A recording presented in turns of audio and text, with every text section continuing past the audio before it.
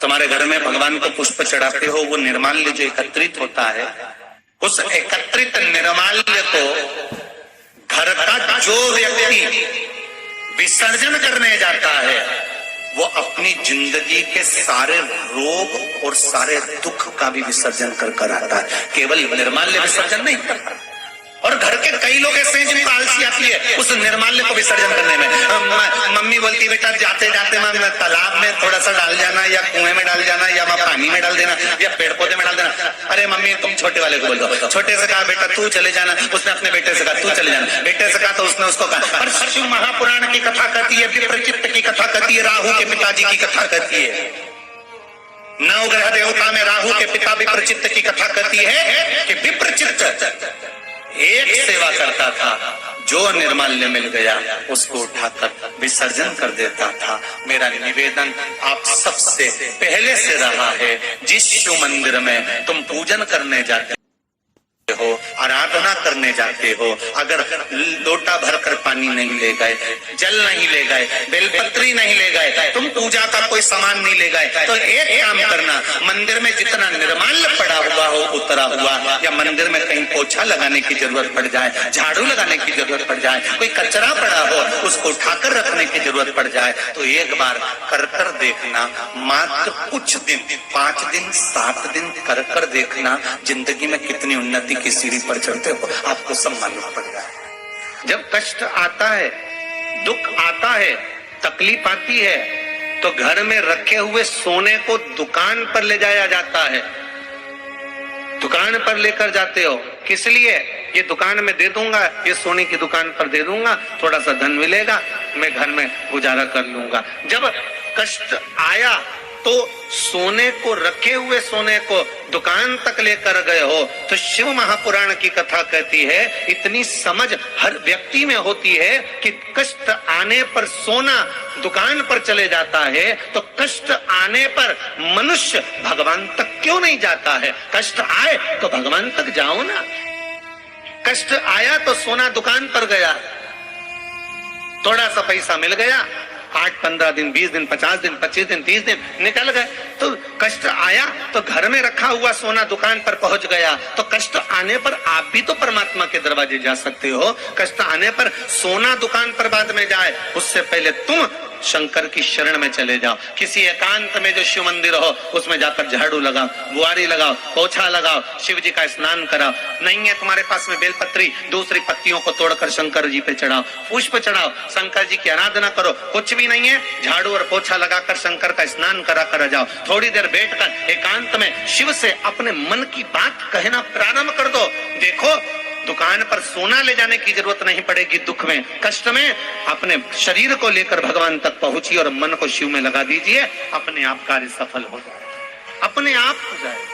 मन चंगा तो कठोते में गंगा, और नी तो गंगा भी बहती रहे तो लोग के गंगा का पानी है क्या, पक्का है क्या? होता है कभी कभी। एक माँ ने अपने बच्चों से कहा, देख 16 सरात चल रही है रे छोरा, ए छोरा। हाँ माँ 16 सरात चल रही है बेटा। हाँ माँ। एक काम करना बेटा, पिताजी का अस्थियां रखी हुई हैं, उनको गंगा जी छोड़िया बेटा।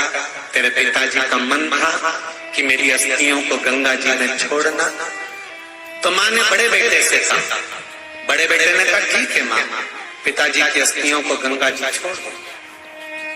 बड़ा बेटा कमरे में गया, धर्म पत्नी आई। धर्म पत्नी ने पूछा कहाँ की तैयारी कर रहे हो? कल पिताजी की अस्थियां छोड़ने जाना है। पिताजी का मन था कि मेरी अस्थियों को मेरा बेटा पैदल पैदल गंगा जी तक लेकर आए, तो मैं गंगा जाने की तैयारी। तो पत्नी ने कहा तो जाने की तैयारी कर रहे हो? तुम जाओगे तो छोटा क्या करेगा? तुम घर में रहो, छोटे वाले करेगा। बड़े भाई ने छोटे भाई को बुलाया। छोटे भाई से कहा सुन, मुझे थोड़ा काम है, तो गंगा जी चले जाएगा पिताजी की अस्थियां लेके? हाँ चले जाओ। छोटे भाई ने अस्थियां ली, तो छोटे भाई की पत्नी ने भी कहा तुम काहे को जा रहे हो, तुम्हारा जाना जरूरी है क्या? छोटे भाई ने कहा गंगा जी यही तो है 60-70 किलोमीटर दूर गंगा जी है। मैं अभी छोड़कर आता हूँ, सवेरे निकलूंगा, रात तक पहुंच जाऊंगा, वापस ले जाऊंगा, उसमें क्या दिक्कत है। और उसने अस्थियां उठाई, माता जी को काम में जा रही हूँ और अस्थि लेकर चला। चलते चलते चलते चलते 15 किलोमीटर पहुंचा और 15 किलोमीटर पहुंचने पे वो थक गया, पाँव में पड़ गए छाले। उसने विचार करा, राम बहुत थक गया रे, बहुत थक गया, इतना थक गया। तो वहीं से एक आदमी निकल कर जा रहा था, उस व्यक्ति को रोककर पूछा, भैया एक बात बताओ, मैं ये यहाँ बैठा हूँ, इसके नीचे से ये पानी निकल के जा रहा है, तो क्या ये नाला है?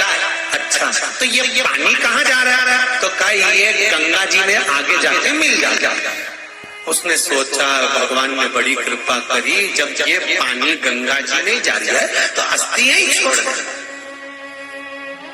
उन्हें पिताजी की अस्थियों को वहीं छोड़, पिताजी की अस्थियों को छोड़कर और बेटा वापस घर आ गया। माँ ने पूछा, बेटा पिताजी की अस्थियों को छोड़ आया? हाँ छोड़ गया। रात को पिताजी माँ के स्वप्न में आए और कहा, सुबह माँ को क्रोध आ गया, बेटे को बुलाए जरा, पिताजी की अस्थियों को कहां छोड़कर आया? क्यों मां, हुआ क्या? तेरे पिताजी मेरे सपने में आके बोले कि छोरा मेरी अस्थियों को नल्ले में पटक कर आ गया 20 किलोमीटर दूर, वहां से 40 किलोमीटर गंगा बची थी। इतने में लड़के को आ गया गुस्सा और गुस्से में आकर बोला, माँ ये पिताजी की आदत कभी नहीं छूटेगी, 40 किलोमीटर उधर जाने की अपेक्षा 20 किलोमीटर तक काय को आ गया? अगर जाना ही था तो उधर 40 किलोमीटर आगे चले जाते, यहाँ 20 किलोमीटर आगे सपने में बोलना जरूरी था। माँ चाहते नहीं बना कि वहां चले जाऊं 40 किलोमीटर। माँ ने माथा ठोका, बेटा तू उसको नल्ले में क्यों पटक के आया? अब तो पटक भैया, संसार सागर है, कोई नहीं किसी का बस। जब तक श्वास चल रही है, जब तक आप हो, तब तक आपके सम्मुख में सब है, और जिस दिन श्वास चलना बंद हो गई उस दिन कुछ नहीं बचेगा। ये संसार संसार।